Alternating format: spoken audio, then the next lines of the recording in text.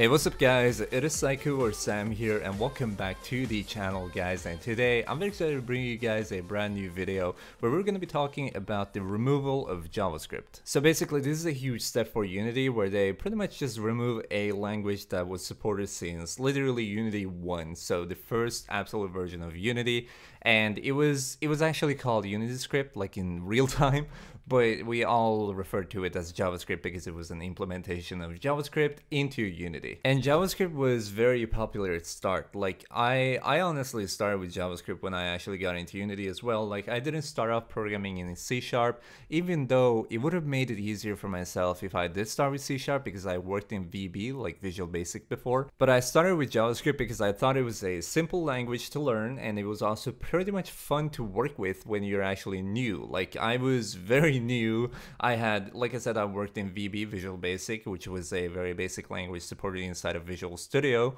or Visual Basic at that time. And I just felt like it was very easy to work in both VB and JavaScript, and C# was a little bit further on, like down the road for me. So it was a little bit more advanced for me at that time.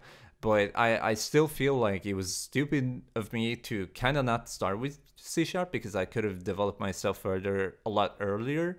But at the same time, I'm kind of happy that I started with JavaScript because I kind of learned how the structure of coding works a little bit better, because I got the chance to actually compare JavaScript to C# and both of these to Visual Basic. So I got to be a part of pretty much everything right there. But Unity's main reason for removing UnityScript, or JavaScript as we call it, is basically to upgrade the core scripting runtime, which brings the ability to use newer version of C# that's more reliable. And that's like a shortened statement of their actual statement on their blog post, which I'll link in the description down below if you want to read it a little bit further. But basically what they say is that they will be implementing a lot more support for C# and, you know, have a little bit more documentation, and basically to skip paying engineers to work on a language that is not so supported anymore or not so broadly used anymore, because almost every user of Unity is kind of wanting to go into C# if they already haven't. Like they want to make the transition, and they have talked about the percentage quite a lot in this blog post. Actually, I read it a few times or a couple of times, and they do focus a lot on what people actually feel like, and they are also aware that some people will think that this is, you know, very unnecessary, and the fact that they should keep it, or, you know, vice versa, and they have accepted it. Like we can all agree that if some game engine starts doing something a little bit different than they do today, there will be some people that are against it. And sadly, like unfortunately, they can't affect a lot because the engine is not theirs, which is a little bit harsh, but you know, that's the truth. And at the same time, you got to think of the possibilities this actually brings to Unity's side, because they are going to be able to, like they already said in the blog post, they're going to be able to support C#, which is the main language in Unity, a lot more, and they're going to have a lot more documentation, tutorials, you know, created for these new people that are coming on and joining the community of Unity, and which is more fun, honestly, because when a new person comes to Unity, they get represented two different options: either program in JavaScript or UnityScript, or pick C#. And this could create some confusion for new people coming to Unity, because obviously they just want to start making games and they want to start learning for that to happen, and they have to pick now between two languages that could, you know, run a risk of not being supported anymore. And now JavaScript just won't exist in Unity, like with a transition. Obviously they just don't pull the lever to like disable JavaScript completely, but they make a transition and say, okay, if you're new to Unity, you're gonna have to use this language because JavaScript is not going to be supported anymore, which I respect, honestly. If they just, you know, pull the trigger and be like, okay, the JavaScript is no longer available, that would be kind of like harsh to both new people and people that are using JavaScript in their projects. Which, speaking of which, there isn't a lot of people now that are using JavaScript inside of their projects. That's the main reason also Unity is actually removing JavaScript, because they want to focus on what people actually are more interested in. One more point that Unity actually pulled up in the blog post that actually caught my eye was the fact that they don't want to waste any more money or time, which equals to money, on engineers to work on JavaScript. Because if you feel like one of your features, or in this case a language, a programming language that is widely supported in Unity, is not being used by even, like, let's not even say majority of the users, but not even 20% of the projects are using the language itself, obviously it means that you're kind of losing money there. And the removal of JavaScript allows Unity technologists to have more resources like time, money, fundings, all that kind of stuff, employees, engineers to work on the main language that is preferred vastly by the majority of the engine's community. Because with JavaScript, it was kind of like an obstacle for C#'s development because they had to invest their engineers' time, money,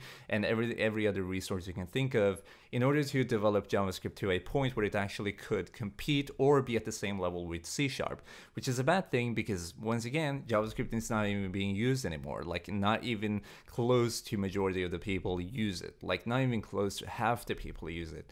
So now that they remove it, you don't have any obstacles on the road anymore. You just go ahead and develop your main language that is preferred by a lot of people that are using your engine, which is C#, so that it could actually become much more awesome than what it is today. So my thoughts on this: do I support this movement by Unity? Yes, I do, because even though I started with JavaScript, and even though I'm a little bit sad that my main language that I used for many years ago is actually being removed right now, I still respect and honestly I understand the position Unity Technologies is inside of, because once again, like I named earlier in this video, it was an obstacle for C#'s development, and now that it's gone, it's going to be a lot more awesome for the engineers to work on the main language so that we can get a lot more support on it, have these bug fixes and more functions created and whatnot. And if you're mainly using JavaScript right now and you want to make the transition to C# already now, which would be a smart move to be honest with you, you could start off by reading the documentation for most functions and variables you got in your mind, like on top of your head. It doesn't have to be everything. You're gonna learn by time if you're not used to C# at all. And you can also compare the structure of JavaScript that you have right now, your scripts that you have in JavaScript, to C# scripts, so that you can see how the structure is different, how the arrays are created, etc., how the variables are different, etc. And once again, it also has to do with the reading of the reading the documentations on Unity's website, because it's going to help you a lot. Even if you're like a skilled programmer or like an experienced programmer, you're still going to have a lot of help from the documentation page of Unity, which I will be linking in the description down below as well, so that you can find your way a little bit easier there. But if you have any questions regarding C# and how to transition, etc., let us know in the comments. We're all programmers here, we're all game developers here in general, and we're here to help. We are trying to become a community that can help people, so let us know. And even if I can't reply right away, my community replies always, so just go ahead and do it. And with that being said, guys, I want to thank you so much for all the support on my channel lately and all the comments that we are receiving. Once again, the most important part for me of actually owning a channel on YouTube is the fact that we are getting comments from the community. People are replying to each other, people are asking questions, and we are getting answers from the community, because that's the point of this channel, right? So with that being said, I want to challenge you that if you enjoyed the video, make sure to hit the subscribe button right there so that you can actually stay up to tune for new videos coming soon. Also hit the like button if you're already there, if you enjoyed the video, so that you can show some support. And if you have any feedback, if you have any suggestions, what you would like to see on this channel being made, if you have a game in your mind, if you have a tutorial video you would like to see, let me know in the comments and I'll make sure to have it inside of my idea list. And once again, thank you so much for watching, and I will catch you in the comments. See you guys, bye bye.